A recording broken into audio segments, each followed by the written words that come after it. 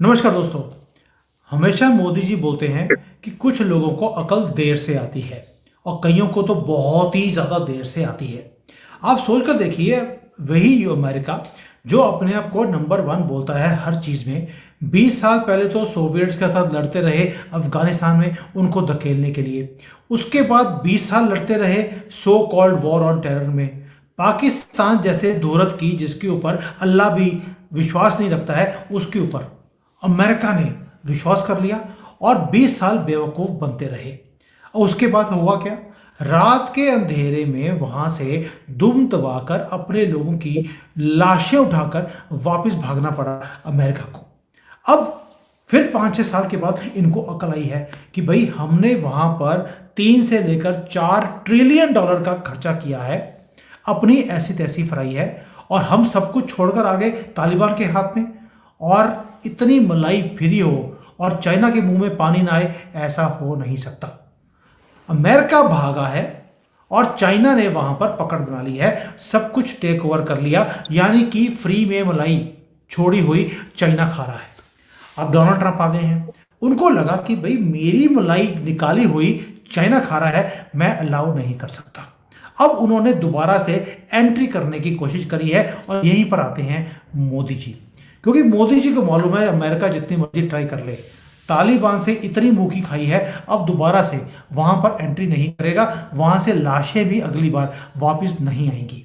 अब इसके ऊपर बात करते हैं कि आफ्टर ऑल अफगानिस्तान में ये जो टिकड़ी चौकड़ी बड़ी हुई है, पाकिस्तान की एंट्री है, अमेरिका आने की कोशिश कर रहा है, भारत ऑलरेडी है, उधर से चाइना मलाई खा रहा है। अब आगे होगा क्या और इन बंदरों की लड़ाई में मोदी जी कैसे फायदा उठाने वाले हैं, इसके ऊपर डिटेल में बात करेंगे। और बात करनी बनती भी है, इसीलिए हमने मोदी जी की एसी मंजरी जी को बुलाया कि मंजरी जी, मोदी जी का वहां पर प्लान क्या है और डोनाल्ड ट्रंप जो सोच रहे हैं, क्या वो होगा या सपना ही रह जाएगा? मंजरी जी, जय सिया राम। जय सिया राम। जब मैं मोदी जी की बात करता हूं, आपके मुंह पे जो स्माइल आती है मैं बता नहीं सकता हूं। ऐसे लगता है कि बस अभी शुरू हो जाएगी। आप पहले ये बताइए कि डोनाल्ड ट्रंप या अमेरिका को 40 साल के बाद या 45 साल के बाद अकल आनी शुरू हो गई है, या फिर दोबारा से बेवकूफ़ी करने वाले हैं अफगानिस्तान के अंदर? जब अमेरिका ने आनन फानन में बाइडेन के एडमिनिस्ट्रेशन में विड्रॉ किया था, तो ये चार जो हथियार छोड़ के आए थे, इन्होंने सोचा था ये भारत के विरोध में यूज होंगे और कश्मीर में आतंकवाद तेज हो जाएगा और भारत का ये हिस्सा काट लेंगे। जैसे ही इन्हें कश्मीर मिलेगा, इनका जो है वो चाइना के ऊपर सर्विलांस और ये सब चीजें इनकी बहुत अच्छी हो जाएगी। भारत में दिल्ली तक सर्विलांस कर लेंगे, नेपाल पे कर लेंगे, चाइना पे कर लेंगे, पाकिस्तान अफगानिस्तान पे तो उनका रहेगा, उधर किर्गिस्तान वगैरह पर भी ये कर लेंगे। तो ये इनका था कि उस एरिया में इनको सर्विलांस के लिए बहुत अच्छी पोजीशन मिल जाएगी और सबके ऊपर इनकी ब्लैकमेलिंग पावर बढ़ जाएगी। तो लेकिन क्या हुआ कि वहां पर मोदी जी ने अपना खेल दिखा दिया। ये सारी गन्स पाकिस्तान के विरुद्ध तन गई और अब जो है मोदी मलाई खा रहे थे और बाइडेन मूंग खा रहे थे। तो जब इस ऐसे में फिर चाइना को दिखा कि भाई यहाँ पर हथियार है, यहाँ पर रेयर अर्थ है, यहाँ पर लिथियम है, ये सब है। तो चाइना पहुंच गया और जब चाइना पहुंचा तो उसने एक एग्रीमेंट कर लिया कि हम आपको कुछ और बेसिस बना के देंगे और आप एक काम करिए, हमको बदनाम का एक्सेस दे दीजिए ताकि हम जो है यहाँ से सारी चीजें मैनेज कर लें। फिर चाइना ने सीधे वखान से अपने यहाँ तक के लिए रोड बनाई, रेलवे लाइन बिछाई, एविएशन 2-3 तरीके से वहां पर पहुंचने का किया। तो ये सारा चाल जो है अमेरिका वो चाइना चल रहा था। उनका ये था कि अफगानिस्तान में सीपेक पूरा कर ले। जो सीपेक इनका पाकिस्तान में नहीं हुआ, वो बीआरआई के थ्रू अफगानिस्तान से कर लें। एक इनको जो है वो कॉन्ट्रडिक्शन में नहीं पड़ेंगे पीओजेके को लेकर के, और दूसरा पाकिस्तान ने तो इनके सारे पैसे खा गया, डकार भी नहीं मारी, और अब जो है बीएलए पीएलए को पीट रही है, मतलब Balochistan liberation army, people's liberation army को चाइना की पीट रही है। तो ये सारी चीजें प्रैक्टिकली वहां पर हो रही हैं। इसके कारण जो है अब अमेरिका ने देखा कि भाई अगर हम बदनाम एयरबेस छोड़ दे रहे हैं तो हमारी उस एरिया में पकड़ कम हो रही है, क्योंकि हमको अल्टीमेटली क्या करना है, हमको ईरान को कंट्रोल करना है। और ईरान का पड़ोसी क्या है, अफगानिस्तान। अफगानिस्तान का बदनाम एयर बेस अगर हमने छोड़ दिया तो ईरान एक तरफ से आजाद है। ठीक है, तो अब इसके लिए अमेरिका जो है बदगाम में आना चाह रहा है। लेकिन सबसे बड़ी चीज क्या है कि वहां पर ऑलरेडी चाइना बैठा हुआ है। तो पहले इन्होंने पहली चाल की कि मेरे हथियार वापस करो जो मैं छोड़ आया था। तो हाँ, कौन देगा यार इतने अच्छे नए नए हथियार, इतने बड़े अल्ट्रा मॉडर्न लेटेस्ट। तो उन्होंने मना कर दिया कि हम नहीं देंगे। अब चीन से बोले हटो, तो चीन कह रहा है कि अब तो इस रोडवेज की बस पे मेरा कब्जा है, बिल्कुल भी नहीं देंगे। तो वो भी नहीं हटने को तैयार है, चाइना भी हटने को तैयार नहीं है, अफगानिस्तान भी हटने को तैयार नहीं है। तो ट्रम्प इज सेइंग कि yes, I will come back, I will take my air base, और उसके बाद मुझे यहाँ पे ईरान को डाउन करना है। भारत को इसमें बहुत आसानी होगी। पूछिए कैसे? सिंपल।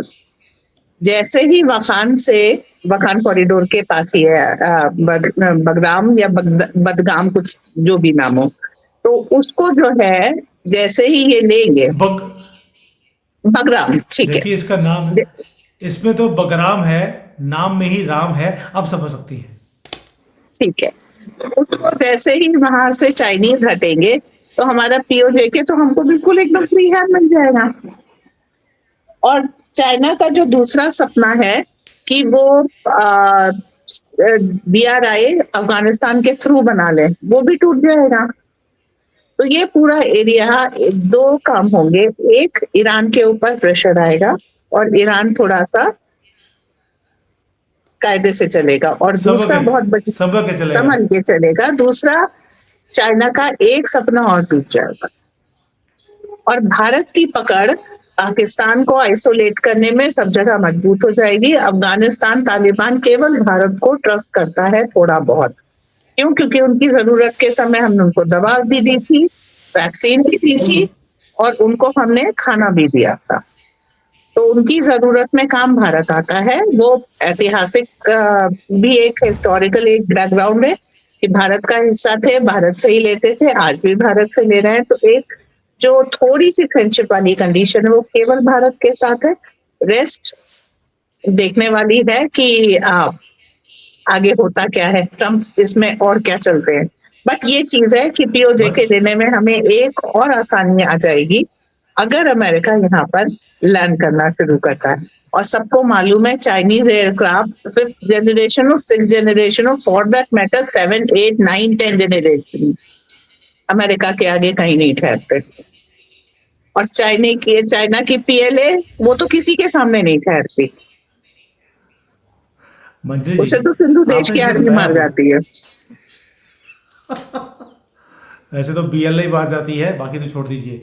अच्छा मुझे ये बताइए, जैसे डोनाल्ड ट्रंप ने बोला है कि मुझे ये बेस चाहिए, बट यू ऑल्सो अंडरस्टैंड कि तालिबान ने जब चाइना के साथ हाथ जोड़ लिया है, तालिबान इतनी आसानी से चाइना को बाहर निकलने देगा नहीं, क्योंकि तालिबान को मालूम है कि डोनाल्ड ट्रंप ने एक गलती कर दी है। डोनाल्ड ट्रंप ने बोल दिया कि जो हम तुम्हें हथियार देकर गए थे तुम्हें हमें वापस करने पड़ेंगे। आपको लगता है कि तालिबान इतनी आसानी से अमेरिका को आने देगा? अमेरिका आ नहीं सकता, चाइना जा नहीं सकता। You don't feel Trump has overplayed his cards too quickly? China जा नहीं सकता ऐसा तो नहीं है। तालिबान को जितना चाइना से लेना था ले चुका है, उसको मालूम है उसके रिसोर्सेज पे चाइना ने तब कब्जा किया जब तालिबान को कोई रिकॉग्नाइज नहीं कर रहा था। तो जिसे कहते हैं सेलिंग शॉर्ट, कि उन्होंने कम दाम में अपने रिसोर्सेज को बेच दिया है।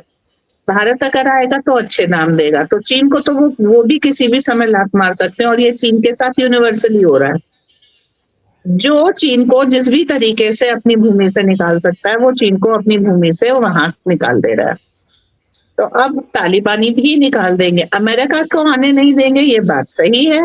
कोशिश करेंगे अमेरिका ना, लेकिन अमेरिका चिप्स विप्स की तरह, सैटेलाइट की तरह से सारी अपने हथियार जाम कर सकता है। तो वो वहां पर उसकी कुछ ऐसा नहीं कि पूरा खाली कर दिया अमेरिकन बेस पूरा, वो उसकी पकड़ है वहां पर थोड़ी। हाँ, चाइना को निकालने में हर जना तत्पर है, और अगर भारत आ जाता तो उनको मालूम है सेफ्टी, सिक्योरिटी, डेवलपमेंट और फ्यूचर प्लानिंग और खाना पीना जो आप बोलिए वो आपको मिल जाएगा। तो इस समय जो अफगानिस्तान की एम्बेसी में तालिबानी आकर के भारत में बैठे हैं, डील कहीं तगड़ी हो रही है। हो सकता है भारत कह दे कि भाई बगराम में आ जाने दो इन लोगों को, और बाकी हम संभाल लेंगे। वो भी कहें ओके भाईजान, जैसा आप कहते हैं वैसा हम करेंगे। मंजरी जी, हमने, आपको याद होगा, कुछ ही दिनों पहले हमने इसके ऊपर भी एक डिटेल में वीडियो बनाया था। वीडियो ये था कि अफगानिस्तान के जो डिप्लोमेट्स हैं, अब उनकी एम्बेसी जो भारत में है वहाँ पर आने शुरू हो जाएंगे। एम्बेसी में तालिबान के लोग बैठेंगे और हमने मंजूरी दे दी है। अब मुझे लगता है कि लोग डॉट्स को जोड़ सकते हैं कि हमने एम्बेसी शुरू कर दी, चाइना को बाहर निकालने की मुहिम डोनाल्ड ट्रंप ने शुरू कर दी है। अफगानिस्तान अमेरिका को दोबारा से अफगानिस्तान में आने नहीं देगा, क्योंकि तालिबान डरता है अमेरिका से, बिकॉज उनको लगता है कि भाई ये लंबा युद्ध दोबारा करेंगे, उसका फ़ायदा नहीं है। दैट मीन्स अब इस खित्ते में रहेगी दो कंट्रीज, एक है पाकिस्तान और दूसरा है भारत। अब तालिबान वाले पाकिस्तान के साथ क्या कुछ कर रहे हैं हर रोज़ हमें दिखता है। हर रोज़ बड़ी अच्छी अच्छी हमें खुशखबरियां सुनने को मिलती हैं। दिवाली ऑलरेडी शुरू हो गई है, हम साल में एक दिन दिवाली मनाते हैं, तालिबान वाले हर रोज़ मना रहे हैं। इससे बढ़िया खुशखबरी हमारे लिए क्या होगी? सनातन बढ़ रहा है, दिवाली मनाई जा रही है। लेकिन Bharat Bharat is the only country now who can take care of all those bases. आपको लगता है डोनाल्ड ट्रंप कहीं ना कहीं बोलेंगे कि मेरे तो होता नहीं, मोदी जी तुसी कर लो।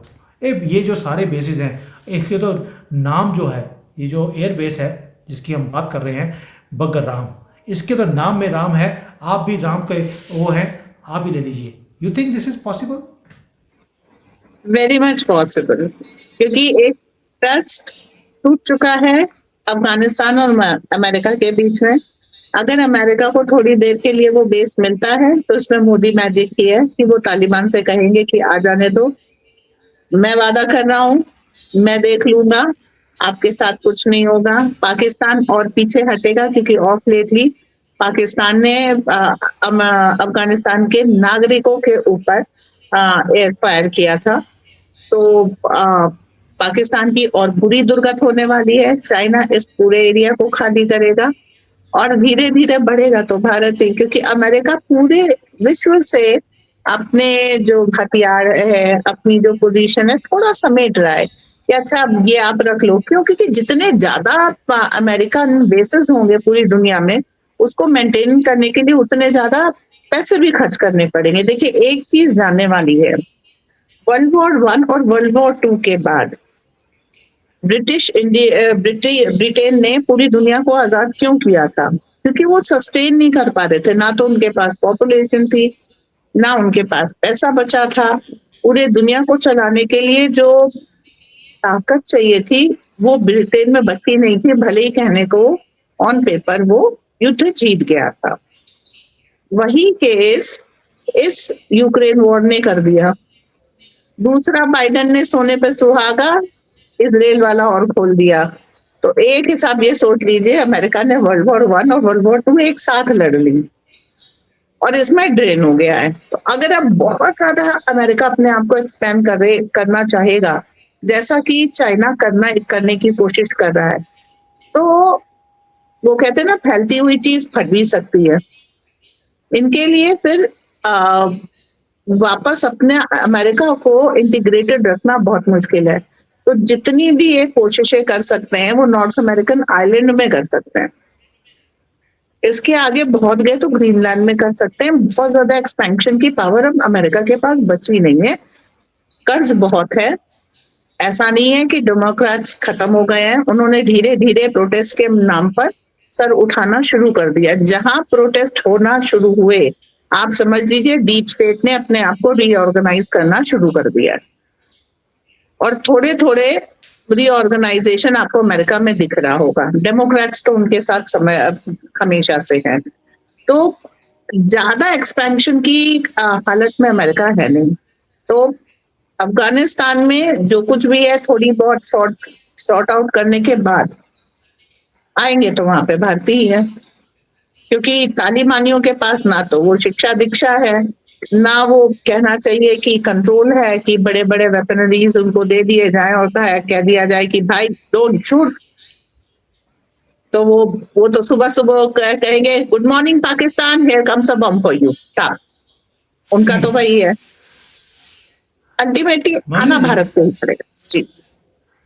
आपने देख चीज बोली कि वहां पर अमेरिका में डीप स्टेट ने अपना फन उठाना शुरू कर दिया है। वाइल्ड फायर्स दोबारा से लगनी शुरू हो गई, प्लेन्स क्रैश होने की रोज आपको खबरें मिलती हैं, और वहां पर प्रोटेस्ट के नाम पर वही दंगे जैसे भारत में होते थे वही भी होने शुरू हो गए हैं। But coming back to Afghanistan, last one question, अगर भारत आता है, आपने शुरू में एक कमेंट में बोला था कि अमेरिका वहां पे आना चाहता है ताकि चीन, सेंट्रल एशिया और इवन की मिडल ईस्ट, पाकिस्तान, इधर ईरान, सबके ऊपर नज़र रखी जाए। अगर अमेरिका नहीं आता और ये बगराम जो ये सारा बेस है, ये अगर भारत के पास आता है, आपको लगता है भारत वो वैक्यूम को फिल कर सकता है जो अमेरिका कर सकता है, कि पाकिस्तान के ऊपर भी नज़र, चाइना के ऊपर भी और ईरान के ऊपर भी? Iran is a very good friend of us, हमें तो वहाँ पर नज़र रखने की ज़रूरत ही नहीं है। Then what is the benefit for Bharat coming into the programme? देखिए, ईरान हमारा बहुत अच्छा दोस्त है, तो बिना लड़े उस इक्वेशन को हम ही सॉल्व कर सकते हैं। अमेरिका जो लेगा साइड, वो कॉन्फ्रंटेशन ही लेगा, क्योंकि ईरान और अमेरिका में गुड ग्राउंड है ही नहीं, ठीक है। पर ईरान और भारत में गुड ग्राउंड है, तो उसको इस्तेमाल करके इस इक्वेशन को सॉल्व तो हम ही कर सकते हैं। सेकेंडली, शांति सेना दुनिया भर में भेज करके सबसे बड़े कंट्रीब्यूटर थे यूएन की पीस कीपिंग फोर्स के, जिसे शांति सेना कहते हैं, तो उसके सबसे बड़े कंट्रीब्यूटर हम ही हैं।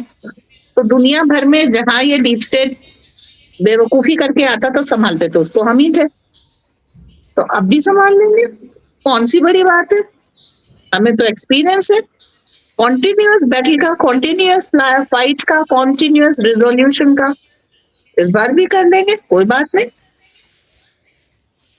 और चाइना वेल पे सेड, हम वेल सेड। 62 के बाद से कंटिन्यूअसली नजर रख रहे हैं। पाकिस्तान नासूर ही पैदा हुआ था, नासूर का इलाज कर देंगे तभी खत्म होगा, ठीक है। तो ऐसा नहीं है कि कोई ऐसी नई चीज हमारे पास आने वाली है, हमारे पास वही आएगा जो सदा से था, बल्कि अब हमारे पास थोड़ा सा हक आ जाएगा। अभी तक हम क्या थे, सर्वेंट की भूमिका में थे, अब अगर हमारे पास हक आ जाएगा तो हमारे लिए काम आसान हो जाएगा। चलिए अब देखते हैं आगे जाके क्या होगा। आपने बोला कि पाकिस्तान नसूर था, नसूर ही रहेगा।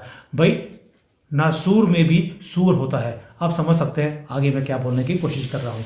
तो इसलिए मंजरी जी, जो ये अफगानिस्तान में खेल होने वाला है, अमेरिका घुसने की कोशिश कर रहा है, चाइना को बाहर निकालने की धमकी दे रहा है, तालिबान को बोल रहा है मेरे हथियार वापस कर दो, कुछ नहीं होने वाला। होगा वही कि ये सारा का सारा बेसिस, यानी कि ये अब हॉट बेल्ट बनने वाली है। गेम बड़ा है, मुझे नहीं लगता ट्रंप इतने बड़े बेवकूफ़ हैं कि वो तालिबान से पंगा लेंगे वहाँ से जहाँ से वो निकल चुके हैं वहाँ से। They will not like to bring their man in boot on the floor. ये गेम बड़ा है, गेम है चाइना को कंटेन करने का, और कोई मुद्दा नहीं है। और चाइना को बाहर निकालना यानी कि वहाँ की जो माइंस हैं उसके ऊपर कंट्रोल करना। अमेरिका अपने लोग भेजेगा नहीं, उनकी कंपनियाँ आएंगी नहीं, बिल्कुल सही कह रही हैं आप। अब आएगा मोदी मैजिक, और वहाँ पर वही होगा जो चाहेंगे राम, क्योंकि बगराम में राम है। मंजरी जी, थैंक यू सो मच। आपके मोदी जी जैसे जैसे काम करते जा रहे हैं मज़ा आ जाता है। और इधर अफगानिस्तान में खेल है, उधर अफगानिस्तान पीओके और पूरे के पूरे पाकिस्तान में खेल कर रहा है। अराकान आर्मी आपने देख लिया, वो बांग्लादेश में खेल कर रही है। ये वो भारत है जो अब झुकेगा नहीं साला। आज मैंने एक कर्नल है सचिन, उनके साथ मैंने बड़ी ही एक डिटेल में वीडियो बनाया कि पहले और अब में क्या फ़र्क है। ही ओनली टोल्ड वन थिंग, अब हमें एक ही इंस्ट्रक्शन है, घुस कर मार कर आओ। मैं क्यों, उन्होंने तो गाली भी निकाल दी थी, मैं नहीं निकालूंगा। तो आप समझ सकते हैं ये है नया भारत। अब हम घुस कर मारेंगे भी और धक्के मारकर निकालेंगे भी जो घुस बैठी है। जैसे अब चाइना अफगानिस्तान में घुस गया है, इनको निकालेंगे भी। अब तो अमेरिका भी हमारे साथ है। अब कई लोग यहाँ पे कमेंट मारेंगे कि यार डोनाल्ड ट्रंप ने तो हमारे ऊपर सैंक्शन लगा दिया है, हमें धमकियाँ देता है, मैं अब वो ये बोलता है कि मैंने भारत को एक्सपोज कर दिया। ये कुछ भी नहीं है। It is only for the consumption of his voter bank. Not on international level. Local politics और इंटरनेशनल में फर्क होता है, लोग इसी चीज़ों में फंस जाते हैं। डोंट बी इमोशनल, गेम बड़ी है, बस पॉपकॉर्न रखिए। और ये जो विघटन हो रहा है चाइना का, पाकिस्तान का, बांग्लादेश का, इसको एंजॉय कीजिए। मोदी जी हैं और एक आदमी और है जिसको भूलना मत, उसका नाम है अजीत डोभाल। अभी अभी थोड़े सक्रिय हो गए हैं, वेस्ट बंगाल जाकर आए हैं और आपको दिख जाएगा अगले कुछ महीनों में क्या होने वाला है। मंजरी जी, थैंक यू सो मच। जय हिंद, जय जय सिया राम। जय हिंद, जय सिया राम।